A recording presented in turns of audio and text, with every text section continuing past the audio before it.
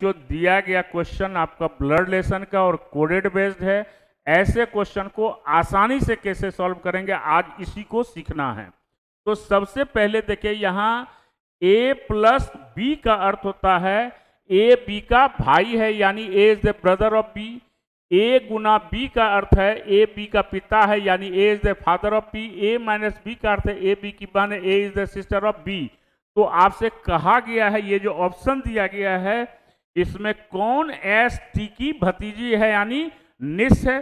तो बहुत आसान है, ऑप्शन से इसको सॉल्व करेंगे। तो यहां पर सबसे पहले माइनस है, तो माइनस का अर्थ होता यह हो गया बहन हो गई, यानी के की बहन एस हो गई।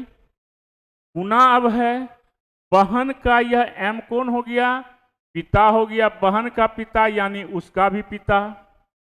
पिता और पिता का यह भाई हो गया, पिता का भाई चाचा होता है।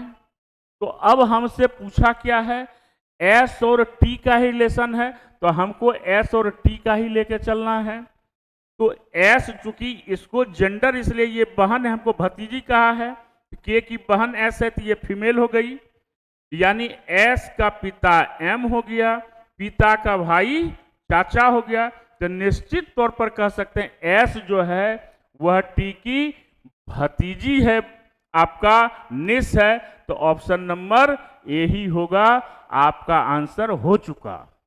अब यहां देखिए कुछ नहीं करना, कुछ लिखने की आवश्यकता नहीं है, सिंपल है।